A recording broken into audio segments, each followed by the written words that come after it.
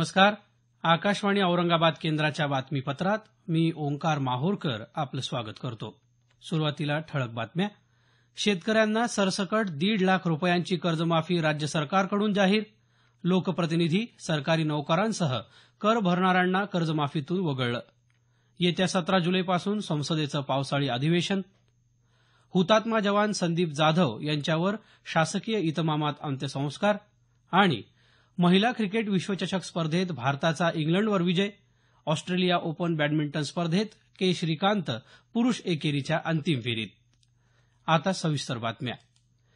राज्यातल्या अडचणीत असलेल्या शेतकऱ्यांना छत्रपती शिवाजी महाराज कृषी सन्मान योजनेमार्फत सरसकट 1.5 लाख रुपये कर्ज माफ करण्याचा ऐतिहासिक निर्णय काल राज्य शासनानं घेतला. मुख्यमंत्री देवेंद्र फडणवीस यांनी काल घेतलेल्या वार्ताहर परिषदेत ही घोषणा केली. या कर्जमाफीमुळे 90% शेतकरी कर्जमुक्त होतील असं ते म्हणाले. एकूण 34,022 कोटी रुपयांची ही कर्जमाफीची योजना असून याचा फायदा राज्यातल्या 89 लाख शेतकऱ्यांना होणार आहे. 1 एप्रिल 2012 ते 30 जून 2016 या कालावधीत थकबाकी असलेल्या शेतकऱ्यांचं कर्ज माफ होणार आहे. या कर्जमाफीमुळे 40 लाख शेतकऱ्यांचा 7/12 कोरा होईल. तसंच 1.5 लाख रुपयांपेक्षा अधिक कर्ज असलेल्या 6 लाख शेतकऱ्यांसाठी एक वेळ समझोता योजना राबवण्यात येईल. त्यामध्ये पात्र थकबाकी रकमेच्या 25% किंवा 1.5 लाख रुपये यापैकी जी रक्कम कमी असेल त्या रकमेचा लाभ शेतकऱ्यांना देण्यात येईल. त्याचप्रमाणे नियमित कर्ज भरणाऱ्या शेतकऱ्यांना 25,000 रुपयांचं प्रोत्साहनपर अनुदान देण्यात येणार असून जे शेतकरी 30 जूनपर्यंत कर्ज भरतील त्यांच्या बँक खात्यावर तात्काळ प्रोत्साहनपर अनुदान जमा होईल असं मुख्यमंत्र्यांनी सांगितलं. एकूण 40 लाख शेतकऱ्यांचा 7/12 कोरा होणार आहे आणि त्यासोबत जे शेतकरी नियमित कर्ज भरतायत त्या शेतकऱ्यांना 25% पण 25,000 कमाल मर्यादा इतकं आम्ही प्रोत्साहनपर अनुदान हे जमा करणार आहोत. त्यामुळे आपण जर विचार केला तर एकूण राज्यातल्या 89 लाख शेतकऱ्यांना 34,000 कोटी रुपयाची मदत या माध्यमातून होते. अतिशय अभूतपूर्व अशा प्रकारचा निर्णय आहे. पीक कर्जासोबतच ज्या शेतकऱ्यांच्या कर्जाचं पुनर्गठन झालेलं आहे त्या मध्यम मुदतीचं कर्ज घेतलेल्या शेतकऱ्यांना या योजनेचा लाभ मिळणार आहे. या योजनेतून आजी माजी लोकप्रतिनिधी, केंद्र आणि राज्य सरकारी कर्मचारी, निमशासकीय संस्था आणि अनुदानित संस्थांचे सर्व अधिकारी आणि कर्मचारी यांना वगळण्यात आलं आहे. कर्जमाफीसाठी निधी उभा करण्यासाठी सर्व मंत्री, आमदार 1 महिन्याचं वेतन जमा करणार आहेत, अशी माहितीही मुख्यमंत्र्यांनी यावेळी दिली. राज्य सरकार याहून अधिक आर्थिक बोजा सहन करण्यास असमर्थ आहे. मात्र उर्वरित बाबींवर भविष्यात विचार करता येईल. शेतकरी पुन्हा कर्जबाजारी होणार नाही यासाठी शेतीत गुंतवणूक वाढवणार असल्याचं ते म्हणाले. त्याचप्रमाणे शेतमालाला योग्य हमीभाव मिळण्याच्या दृष्टीनं केंद्र आणि राज्य सरकार प्रयत्नशील असल्याचं त्यांनी सांगितलं. ही आतापर्यंतची सर्वात मोठी कर्जमाफी असून सर्व राजकीय पक्ष, शेतकरी संघटना आणि सुकाणू समितीशी चर्चा करूनच हा निर्णय घेतल्याचं सांगत मुख्यमंत्र्यांनी यावेळी सर्वांचे आभार मानले. दरम्यान 1.5 लाख रुपयांच्या कर्जमाफीला स्वाभिमानी शेतकरी संघटनेनं आपला विरोध जाहीर केला आहे. संघटनेचे प्रवक्ते महेश खराडे यांनी सांगलीमध्ये पत्रकारांना सांगितलं की सरकारनं सरसकट शेतकऱ्यांची कर्जमाफी करायला हवी होती. याबाबतच्या सरकारच्या आश्वासनाला या निर्णयानं बगल दिली गेली आहे, असं ते म्हणाले. या निर्णयामुळे 1 कोटी शेतकरी कर्जमाफीविना वंचित राहणार असल्याचं त्यांनी सांगितलं. कर्जमाफीच्या निर्णयाबद्दल भाजपा प्रदेशाध्यक्ष रावसाहेब दानवे यांनी राज्य सरकारचं अभिनंदन केलं आहे. भाजपानं दिलेलं आश्वासन पूर्ण केलं आहे, अशी प्रतिक्रिया त्यांनी दिली.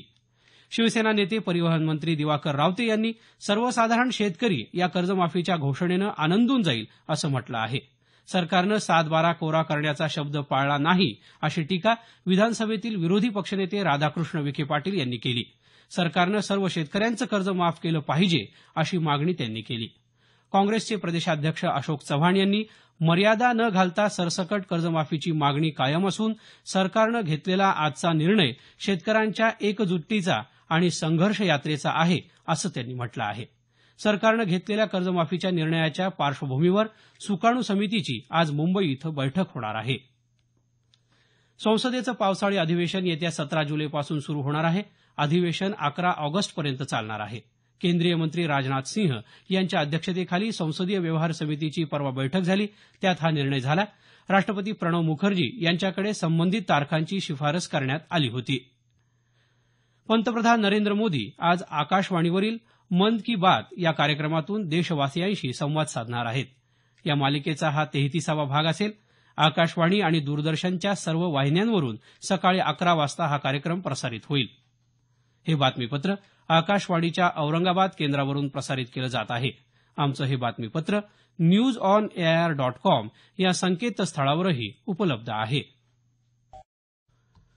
हुतात्मा जवान संदीप जाधव यांच्या पार्थिव देहावर काल औरंगाबाद जिल्ह्याच्या सिल्लोड तालुक्यातल्या केळगाव या त्यांच्या मूळ गावी शासकीय इतमामात अंत्यसंस्कार करण्यात आले. जम्मू काश्मीरमध्ये पाकिस्तानच्या हल्ल्यात 22 जूनला संदीप जाधव यांना वीरमरण आलं. बंदुकीच्या हवेत फैरी झाडून त्यांना मानवंदना देण्यात आली. यावेळी विधानसभा अध्यक्ष हरिभाऊ बागडे, जिल्हाधिकारी नवल किशोर राम, खासदार चंद्रकांत खैरे, आमदार अब्दुल सत्तार उपस्थित होते. जाधव यांना श्रद्धांजली वाहण्यासाठी गावकरी मोठ्या संख्येनं उपस्थित होते. कोल्हापूर जिल्ह्यातले जवान सावन मानेही या हल्ल्यात शहीद झाले असून कोल्हापूर जिल्ह्यातल्या गोगवे या मूळ गावी त्यांच्या पार्थिवावर शासकीय इतमामात अंत्यसंस्कार करण्यात आले. 11व्या महिला क्रिकेट विश्वचषक स्पर्धेच्या पहिल्या सामन्यात काल भारतानं इंग्लंडवर 35 धावांनी विजय मिळवला. प्रथम फलंदाजी करताना भारतानं 50 षटकात 3 बाद 281 धावा केल्या. प्रत्युत्तरादाखल इंग्लंड केवळ 246 धावाच करू शकला. दरम्यान भारत आणि वेस्ट इंडीज दरम्यान सुरू असलेल्या 5 एकदिवसीय सामन्यांच्या मालिकेतला दुसरा एकदिवसीय क्रिकेट सामना आज पोर्ट ऑफ स्पेन इथं होणार आहे. भारतीय वेळेनुसार संध्याकाळी 6:30 वाजता सामन्याला सुरुवात होईल. ऑस्ट्रेलिया ओपन बॅडमिंटन स्पर्धेत भारतीय बॅडमिंटनपटू के श्रीकांत पुरुष एकेरीच्या अंतिम सामन्यात पोहोचला आहे. काल झालेल्या उपांत्य सामन्यात श्रीकांतनं चीनच्या यू की शी याचा 21-10, 21-14 असा पराभव केला. जागतिक हॉकी लीग सेमीफायनल स्पर्धेत काल भारतानं पाकिस्तानवर 6-1 असा विजय मिळवला. या स्पर्धेतला भारताचा पाकवर हा सलग दुसरा विजय आहे. भारताचा टेनिसपटू लिएंडर पेस आणि त्याचा कॅनेडियन साथीदार आदिल शमासदीन यांनी लंडन इथं झालेल्या इल्कले एटीपी चॅलेंजर टेनिस स्पर्धेत पुरुष दुहेरीचं विजेतेपद पटकावलं आहे. औरंगाबाद इथं आज जागतिकीकरणानंतरचे मराठी साहित्य या प्राध्यापक प्रल्हाद लुलेकर गौरव ग्रंथाचं प्रकाशन लेखक रंगनाथ पठारे यांच्या हस्ते संध्याकाळी 6 वाजता शहरातील तापडिया नाट्यमंदिरात होणार आहे. लेखक समीक्षक नागनाथ कोत्तापल्ले आणि नाटककार समीक्षक दत्ता भगत यांनी हा ग्रंथ संपादित केला आहे.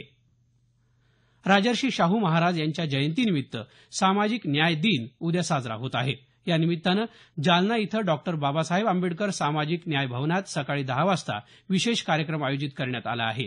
या कार्यक्रमापूर्वी मस्तगड परिसरातल्या डॉक्टर आंबेडकर यांच्या पुतळ्यापासून समता दिंडी काढण्यात येणार आहे. शहराच्या विविध भागातून मार्गक्रमण करत ही समता दिंडी सामाजिक न्याय भवनात विसर्जित होईल. जालना जिल्ह्यातल्या आष्टी पोलीस ठाण्यात कार्यरत असताना आरोपीविरुद्ध खोटा गुन्हा दाखल करण्याची धमकी देऊन 5,000 रुपयांची लाच मागणारे पोलीस निरीक्षक पंकज जाधव यांच्याविरुद्ध लाचलुचपत प्रतिबंधक विभागानं गुन्हा दाखल केला आहे. राज्यातल्या कांदा उत्पादकांना दिलासा देण्यासाठी केंद्र सरकारनं 800 रुपये प्रति क्विंटल दरानं कांदा खरेदी करावी अशी मागणी नाशिक जिल्ह्यातल्या लासलगाव बाजार समितीचे सभापती जयदत्त होळकर यांनी केली आहे. कांदा आणि सोयाबीनचं प्रलंबित अनुदान लवकरात लवकर शेतकऱ्यांच्या बँक खात्यात जमा करावं, कांदा बाजारभावात सुधारणा होण्यासाठी कांदा निर्यात प्रोत्साहन योजनेस दीर्घकाळ मुदतवाढ द्यावी अशी मागणीही होळकर यांनी केली आहे. शेवटी पुन्हा काही ठळक बातम्या. शेतकऱ्यांना सरसकट 1.5 लाख रुपयांची कर्जमाफी राज्य सरकारकडून जाहीर. लोकप्रतिनिधी, सरकारी नोकरांसह कर भरणाऱ्यांना कर्जमाफीतून वगळलं.